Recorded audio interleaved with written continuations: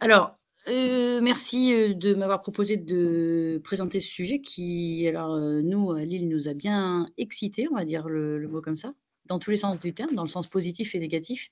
C'est-à-dire que tu disais: «C'est de la dicto», c'est pas vraiment de la dicto finalement, c'est vraiment, les produits frontières, donc ces espèces de produits, utilisés en pour le coup, là chez l'animal, hein, donc c'est des médicaments vétérinaires détournés chez l'homme, mésusés et donc du coup, on a du mal à avoir, les conséquences de cette utilisation chez l'homme parce que, les observations, personne ne sait bien où les rapporter quand elles sont identifiées et donc finalement, c'était un peu ça notre problématique. On avait eu un cas à Lille, moi j'avais été expertiseur, enfin expertrice, je sais pas comment on dit, enfin moi j'avais dû un cas de Strasbourg où il était bien montré qu'il y avait un trafic, dans la salle de sport et donc on s'était un peu agacés en disant: «Mince, finalement l'agence nous dit, que c'est pas un médicament», ce qui est vrai, mais du coup comment on fait pour, savoir, la réalité de ce risque et si il y a vraiment, quelque chose à faire ou pas.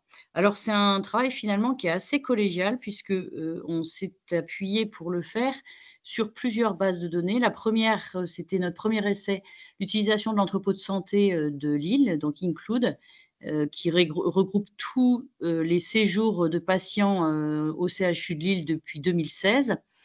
On s'est appuyé sur la base nationale de pharmacovigilance dans laquelle on retrouve les observations reçues par les centres de pharmacovigilance et les observations reçues par les centres antipoison, par les CEIP, excusez-moi, les centres d'évaluation et d'information de la pharmacodépendance et puis, la base, du centre antipoison en se restreignant aux, observations, sur le nord, Pas-de-Calais, enfin même on a pris Hauts-de-France si je me souviens bien. C'est pour ça que vous voyez tous ces noms-là, puisqu'en fait on a tous travaillé ensemble pour essayer de voir comment, mettre à jour ces cas et comment les analyser. Alors juste pour rappel, je ne sais pas si vous voyez bien là la diapo, parce que moi je la vois pas bien. Là voilà, je la vois bien. Le clenbuterol, donc c'est un bêta-2 adrénergique, hein, qui est utilisé en médecine vétérinaire pour améliorer la fonction ventilatoire des animaux, hein, mais c'est avant tout un produit dopant, hein, qui permet d'augmenter sa masse musculaire et de diminuer sa masse maigre. C'est interdit totalement d'utilisation chez l'homme. Alors d'abord, pour ses propriétés amaigrissantes, hein, donc il y a plusieurs décrets, hein, ou arrêtés qui l'interdisent.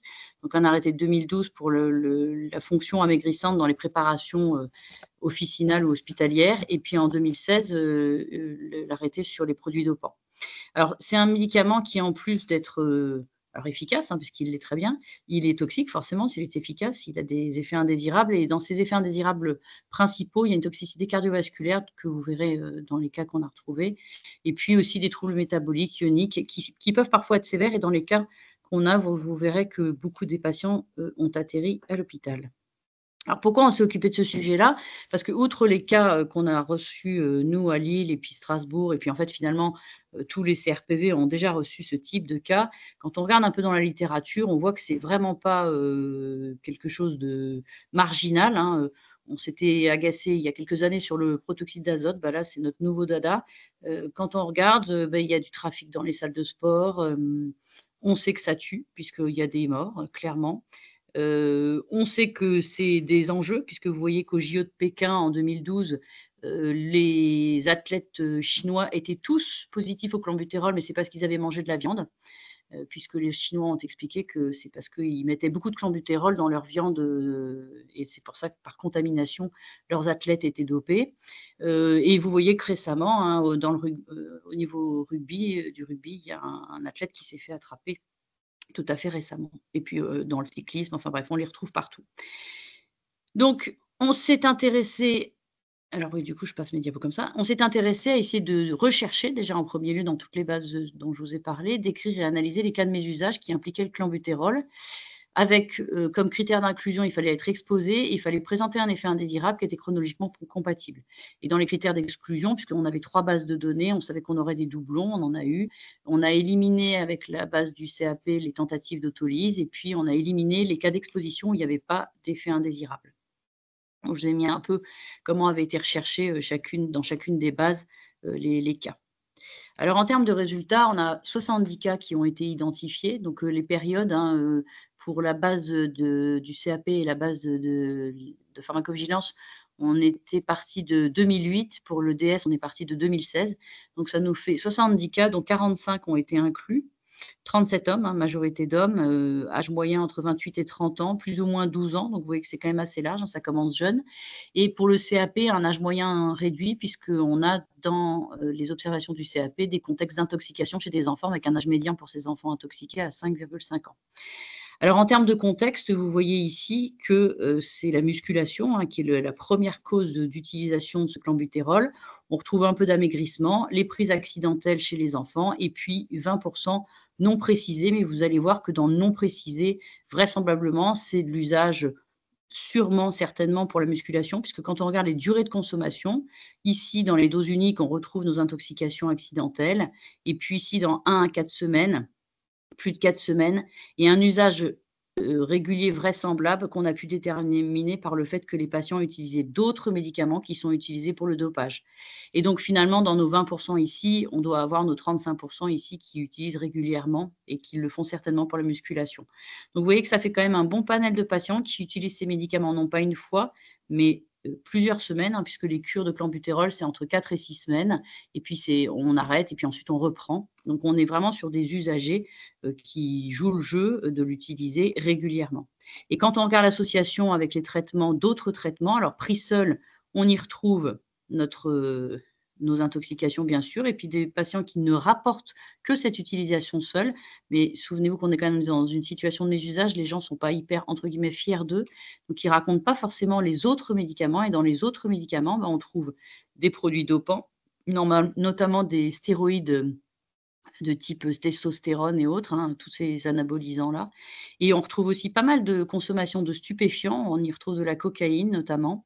Et puis ensuite, il y a les autres traitements, parce que le patient, il peut être hypothyroïdien, il peut être, bon bref, il y a tout un tas d'autres traitements, sachant que les hormones thyroïdiennes peuvent être aussi intéressantes dans le sport.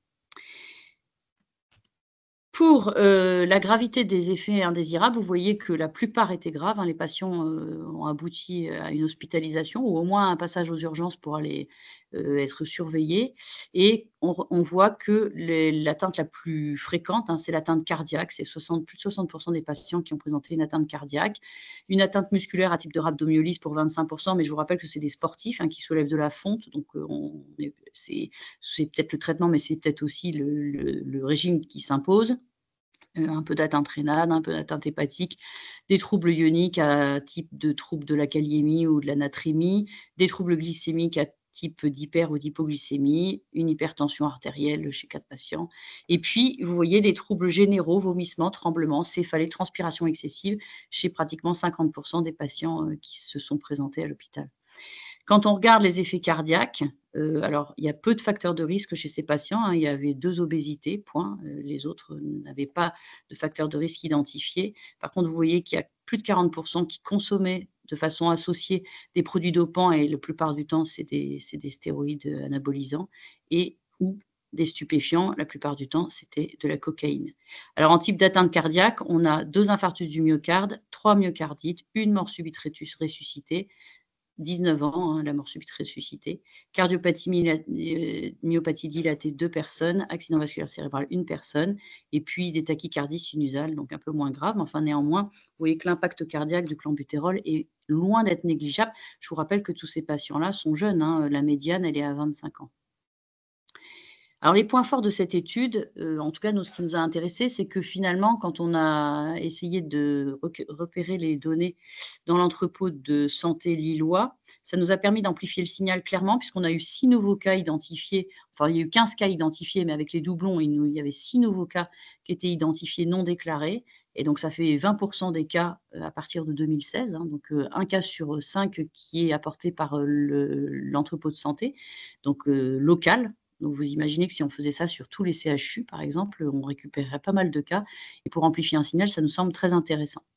La deuxième chose, c'est que je vous ai dit, c'est un produit frontière, ce produit. Donc, théoriquement, quand il se passe des choses, on est censé le déclarer à l'ANSES, donc l'Agence nationale sur la sécurité de l'alimentation, bref, un truc compliqué, mais qui n'est pas la NSM, en fait. Et donc, ils ont effectivement une base de données, je m'étais renseignée, ils ont une base de données dans laquelle ils enregistrent les cas, mais on ne sait pas trop quand ces cas sont analysés et peuvent être utilisés pour faire une information. Et vous verrez que finalement, on a eu la réponse cet été.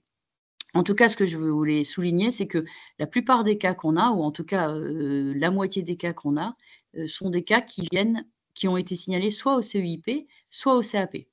Et donc, on voit bien que là, les centres de pharmacovigilance, ils ont moins de visibilité sur ce type de traitement parce que les patients, enfin les médecins, se disent ce n'est pas un médicament humain.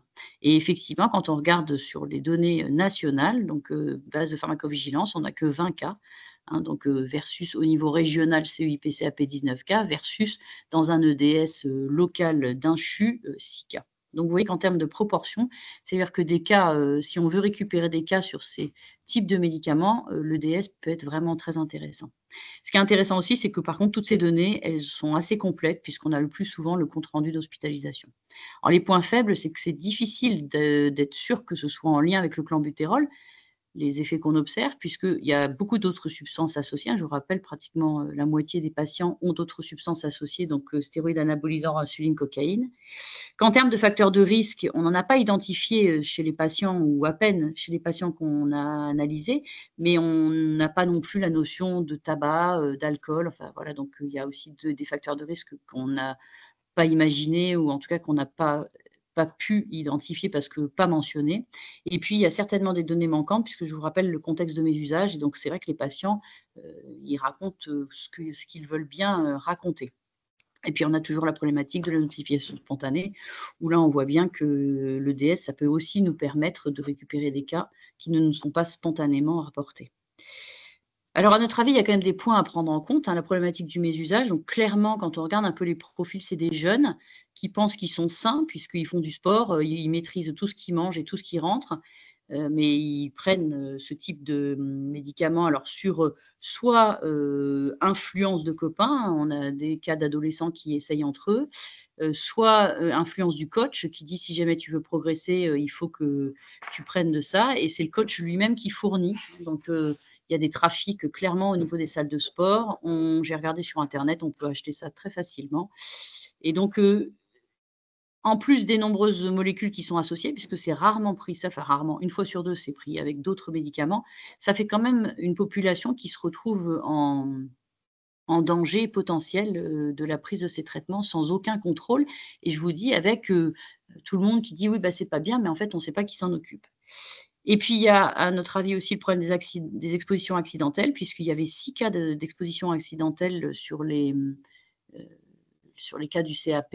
Et donc, c'était des jeunes enfants, à moyenne d'âge 5,5 ans. Et donc, c'est des enfants qui sont dans des familles où le papa fait, ou le grand frère fait de la musculation et prend ce type de produit.